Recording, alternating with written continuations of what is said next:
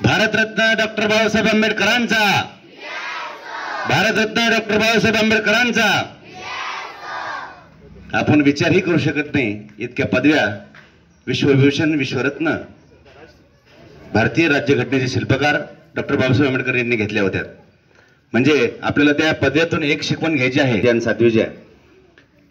तर सर्वांना माझी एक विनंती असेल, बाबासाहेबांचा आपण एकच आदर्श घ्यायचा आहे, त्यांची वाचनाची क्षमता, त्यांचे अध्ययन करण्याची क्षमता आणि त्यांचं आपण अभ्यास करण्यासाठी जे त्यांनी आपला कस पणाला लावला, या सर्व बाबींचा आपण स्वतः आत्मसात करायचा आहे.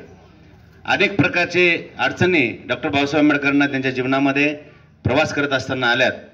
त्यांनी या देशाला, या जगामध्ये अत्यंत उत्कृष्ट अशी राज्यघटना दिली आणि त्या राज्यघटनेच्या आधारे आज हे सर्व शासन या भारत देशामध्ये चालू आहे.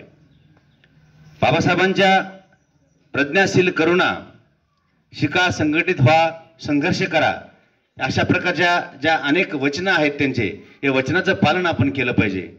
त्यांनी सांगितलंय की आपण जर शिकलो नाही तर आपल्याला कुठेही या समाजामध्ये, या जगामध्ये, या विश्वामध्ये आपल्याला किंमत मिळणार नाही. त्यामुळे आपण शिक्षण घेणं अत्यंत गरजेचं आहे. जुने लोक पहाटे ब्रह्ममुहूर्तावर उठत होते. ब्रह्ममुहूर्त म्हणजे 3-3:15 वाजता चालू होतो आणि त्यावेळेला ते उठून बऱ्याच प्रकारचे अध्ययन करायचे, वाचन करायचे, साधना करायचे, व्यायाम करायचे आणि त्याच्यामुळे त्यांची बुद्धिमत्ता अत्यंत स्ट्रॉंग राहायची. आपण रात्री 12-1 वाजेपर्यंत मोबाईल, व्हॉट्सअप, ट्विटर, इंस्टाग्राम हे पाहत राहतो, रील्स, आणि रात्री उशिरा झोपतो, सकाळी उशिरा ऊन पडल्यावर उठतो. ही 100% जीवन जगण्याची जी कला आहे आपली चुकीची आहे.